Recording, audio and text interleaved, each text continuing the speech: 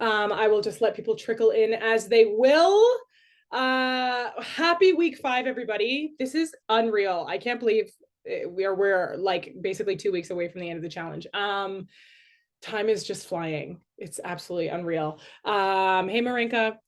So welcome to Gut Health. This is one of my favorite weeks, mostly because I'm obsessed with the gut.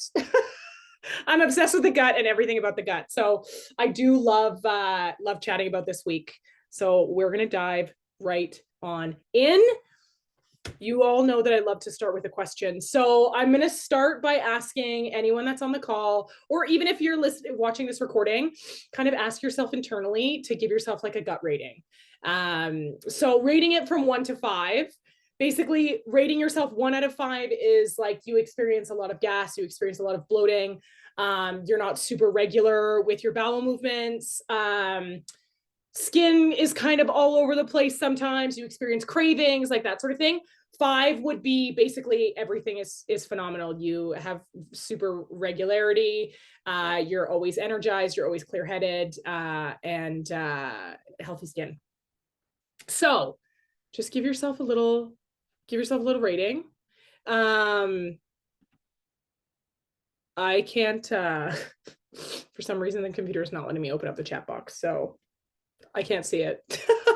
So I'm just going to move on. I'll let Sarah come back to those ratings in a second. But let's talk about gut health.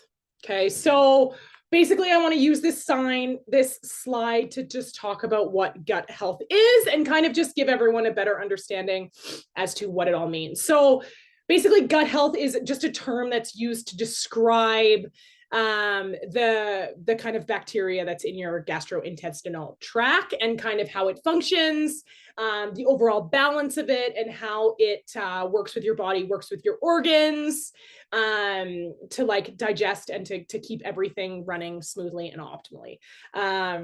Fun fact, your gut is home to hundreds of trillions of bacteria, as well as yeast, as well as viruses, that kind of all live amongst the bacteria. So good bacteria and bad bacteria. As we all know, the bad bacteria can just like kind of lay dormant until it decides to, throw you against a wall and let you get sick. So all of these together, your bacteria, the yeast, the viruses, they all make up what's called your gut microbiome. Okay. And just like all of our fingertips, your gut microbiome is your own. So everyone's is a little bit different, which I think is so magical. So basically, when it comes to your gut microbiome, when it's in balance, it's a reflection of the rest of your body. So the rest of your body is in balance. Everything's fluid, everything moves well, everything feels well. When it's not in balance is when you kind of get kind of all those other things that start to act up. So your gut really is a great way of you kind of tuning into yourself, how you're feeling, how your body's feeling, how everything's working. It's kind of like a reflection of how well everything's going, which is pretty great. Over 20 million people in Canada suffer from digestive diseases, which is, I think, a pretty important fact to know, because there's super easy and simple things that we can all do and pay attention to that will just help our gut and our overall selves. So we're going to talk about it. Signs that your gut needs help or potentially needs help is literally what I just mentioned in the last line. So you have gas, you bloat regularly, you're not regular with your movements. Less obvious signs would be things like exhaustion, cravings, skin concerns, and like kind of overall concentration. So just kind of let those percolate in your head a little bit while we move on to the next slide. So what causes these gut imbalances? Number 1, poor diet. Okay, obviously what we eat is a reflection of our inside and our outside. So poor diet is one of the biggest causes. Obviously our bacteria thrive off of whole foods, plant foods, fiber. On the other end of the spectrum, the bad bacteria that we still have in our bodies thrives off of all of the other stuff. So thrives off of the sugar, thrives off of the processed foods and all of that kind of stuff. And when you have more of one side, then you have more of the other, that kind of bacteria will just kind of overcome your gut microbiome. So hence why diet is so important, because it can cause these changes, and it can cause them in a very, very short amount of time.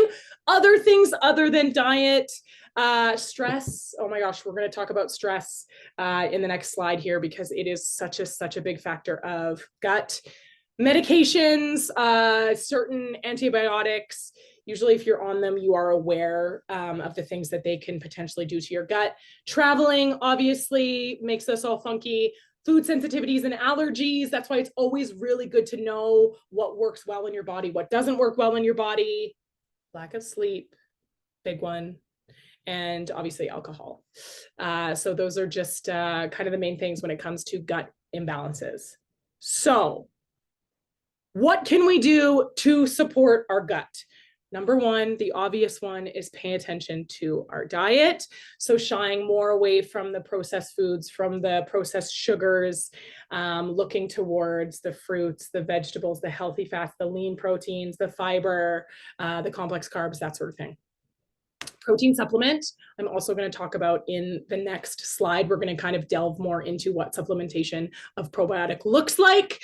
Can help bring your microbiome back into balance by supporting your gut and supporting all of that good bacteria.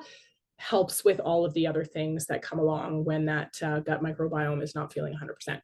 You can also get a lot of probiotic from foods. Also going to talk about that in another slide. So, but I did list a couple things in this slide. Movement is so important. Exercise increases obviously the healthy bacteria. It helps with our digestive tract and our overall digestion, and contributes to the diversity in the bacteria in your body. Okay. Paying attention to your stress levels. Stress is obviously inevitable. It's also hard to control. But being vulnerable to it can disrupt your entire system. It can lead to reactions and contributions to our gut, to our bodies, that are just not fantastic. I literally like to say that stress is the #1 killer, because it causes so many things to happen in your body that you don't realize. So stress is a really good thing to help manage and to learn coping techniques and managing techniques to help us just reduce our overall stress.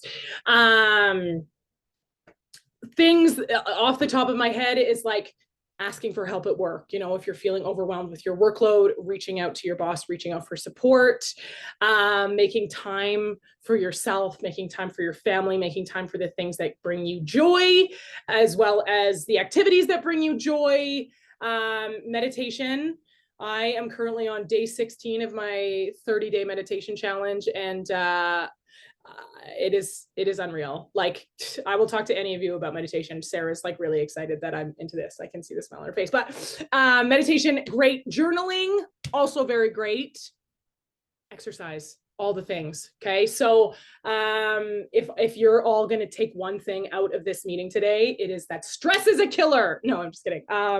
It is, but just kind of learn to take one of these things and kind of roll with it. I'm on a roll. We're going to dive right into probiotic supplementation. Okay. So do you need to take a probiotic supplement? You can get probiotics from food, 100%. But the thing about getting probiotics from food is it's an unregulated area. So you don't know how much probiotic you're actually getting in the foods that you eat. So adding a supplement to your day lets you know how much probiotic you're getting. Can help just bring everything back into balance by supporting all that good bacteria, helps with the gas, helps with the bloating. Really, really big thing for people with IBS is it can really help ease some of those symptoms of people with IBS. I know I was just in the Facebook group and Megan Hurd had talked about how she really, really suffers from IBS. I got her on this probiotic. I don't even know how long ago, Meg.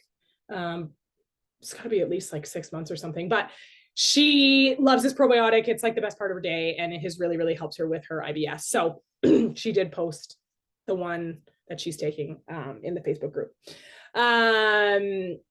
Yeah, decrease in inflammation, decrease in allergies, decrease in asthma, yeast infections, all of those kind of things. So supplementation is a pretty fantastic thing to add into your diet. I know when I did the in-body scans with a lot of you, I talk about the importance of being on a probiotic supplement. There is two kinds. Obviously there's pill, obviously there's liquid in the slide here. There is pros and cons to each. Pill is the most convenient. You don't have to refrigerate it. It's just like, it's pretty great. It's easy to store. It's easy to take. Each pill, you know how much you're getting. It's just fantastic. Liquid, on the other hand, usually has an expiry date. You obviously have to refrigerate it. It usually does not taste the best. You do, however, one of the bonuses of taking a liquid probiotic is you do get a lot more. So I wrote in the slide here, 10 billion per pill versus 4 trillion per tablespoon of liquid. Liquid is also more expensive, so something to make note of as well. Also not great for travel. So I have both. That's just because I'm obsessed with probiotics. So that's how it is there. In terms of where you can get probiotic from, in terms of food, obviously our yogurts, Greek yogurt, lactose-free yogurt, all the yogurt, fantastic. You can get a ton of probiotic from there. I never know if I'm saying this right. Kefir, I'm not sure. I've never actually had it, but it's basically a drink, along with kombucha is a drink. Kimchi, for all of my kimchi lovers, a massive amount of probiotic there, as well as all of your fermented vegetables. So pickles, sauerkraut, all those things. And then I just wrote again, you're not too sure on how much probiotic you are getting, but incorporating these foods into your diets on a daily basis is a fantastic idea. All right. Before I go to the next slide, friends, any questions? Any questions about gut health? Anything at all? Ask away. I feel like I literally just talked a mile a minute, so I'll give you all a moment to process. Sarah, side note, I can't open the chat box for some reason. Okay. So I don't know if there's anything in there. It's just in case. Nothing yet, although it looks like most people are in the, actually no, there's a range for the gut health part. Yeah. I don't know if you already discussed that while I was chatting with I did not, because I dishwasher person. Okay, there's a range between 1 to 2 to 4. I love it. Great. The good thing about rating ourselves and paying attention and kind of delving into our gut health is there is so many great things and easy things that we can do. I know you all got the superfood checklist in the email. Obviously, all of those things are fantastic ways for adding to your diet, adding to your macros, adding to your gut health, all that kind of stuff. So just kind of figuring out the things that you can add in. And yeah. Sarah, anything else you wanted to contribute? Did I miss anything? Marina is asking what probiotic pill brand you recommend. Oh yeah. Honestly, they are all like, there isn't one that's really better than the other because they all just contain a certain amount. The one that I have is from Costco. I think it's Johnson & Johnson. I do know, what's the one? I think it's called Align. I'm not sure, but honestly, it's not too much of a concern. It's just basically the amount that's in each pill. Cool. And then I always like to shout out our neighbors, Blush Lane, just across the bridge. They do sell Christina's favorite probiotic, which is it cultured coconut? Yes. Also, Superstore now carries it. Oh, even better. Okay, never mind. Yay, Superstore. Where is it in the Superstore? Is it in the health food section?